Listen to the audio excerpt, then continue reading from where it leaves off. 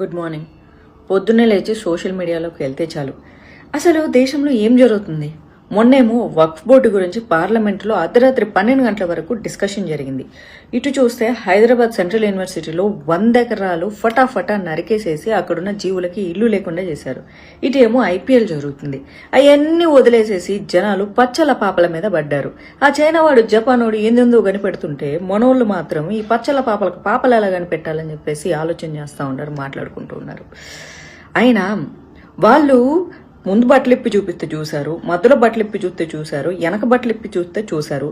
చూసింది మీరు, వాళ్ళని పాపులర్ చేసింది మీరు. మళ్ళీ ఇప్పుడు పనిగట్టుకొని ట్రోల్ చేస్తున్నారు ఎందుకు? మీరు సోషల్ మీడియాలో ఎవరిని ఫాలో అవ్వాలన్నది మీరు డిసైడ్ చేసుకోవాలి. ఎవరికైతే ఫాస్ట్గా సోషల్ మీడియాలో గ్రోత్ వస్తుందో వాళ్ళు పని అంతే ఫాస్ట్గా పడిపోతారు. ఎందుకంటే ఎవరైతే ఫాస్ట్గా పైకి తీసుకెళ్తారో వాళ్ళే పడేస్తారు. జీవితంలో ఒక గోల్, ఫోకస్, వాళ్ళ కెరియర్ మీద వాళ్ళకంటూ ఒక అవగాహన ఉంటే వాళ్ళు సోషల్ మీడియా చూసేసి వెళ్ళిపోతూ ఉంటారు. కామెంట్ల సెక్షన్లోకి వచ్చి నువ్వు అలా చేసావు, వీడియోలా చేశాడంటే ఎవరు కామెంట్లు పెట్టరు. సోషల్ మీడియా టైప్స్ కొన్ని ఉంటారు. అవసరమైన సందర్భానికి వాళ్ళు రియాక్ట్ అవుతూ ఉంటారు. ఒక ఆడపిల్ల మానభంగం జరిగితే దానికి జస్టిస్ కావాలని అడిగే వాళ్ళు ఉంటారు. ఈ అడవిని నరికేసి అడవిలో ఉన్నటువంటి జీవాలు చనిపోతూ ఉంటే వాటికి సపోర్ట్ చేసే వాళ్ళు కొంతమంది ఉంటారు, సపోర్ట్ చేయని వాళ్ళు కొంతమంది ఉంటారు. అదేంటి జీవాలు చనిపోతుంటే సపోర్ట్ చేస్తారంటే, అవును, అక్కడ ఉన్నటువంటి కాంగ్రెస్ గవర్నమెంట్ కొంతమంది ఇన్ఫ్లుయెన్సర్లకు డబ్బులు ఇచ్చి మరీ మేము చేసేది తప్పు కాదని చెప్పేసి వాళ్ళే సొంతంగా చెప్పించినట్లు చేస్తుంది.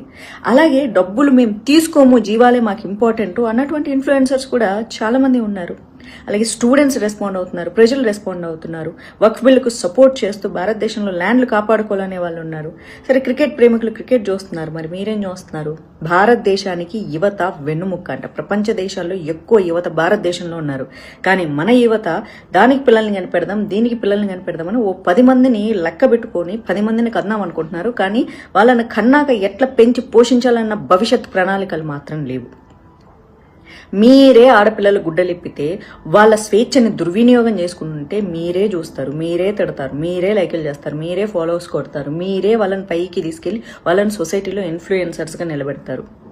అండ్ అలా ఫాలో అయ్యే వాళ్ళకి బేసిక్ నాలెడ్జ్ కూడా ఉండదు. అసలు ఆ అమ్మాయి ఏంటి, ఆ అమ్మాయి గురించి ఏంటి అని. ఐఎమ్ నాట్ టాకింగ్ అబౌట్ ఎలాంటి బట్టలు వేసుకుంటే వాళ్ళ క్యారెక్టర్, మోడర్న్ డ్రెస్ వేసుకుంటే బ్యాడ్ క్యారెక్టర్, చీర కట్టుకుంటే పవిత్రమైన క్యారెక్టర్ నేను అస్సలు చెప్పను.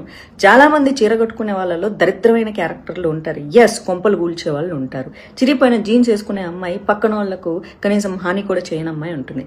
కానీ పనిగట్టుకొని సోషల్ మీడియాలో రెచ్చగొట్టాలి అని చెప్పేసి వీడియోలు చేసే అమ్మాయిని నేను సపోర్ట్ చేయను. ఆడపిల్లలకి స్వేచ్ఛ అవసరము, కానీ ఆ స్వేచ్ఛ దుర్వినియోగం చేసుకోకూడదు. అలాంటి అమ్మాయిలు చూసి కంట్రోల్ చేసుకుంటున్న ప్రతి అబ్బాయికి నేను మనస్ఫూర్తిగా ధన్యవాదాలు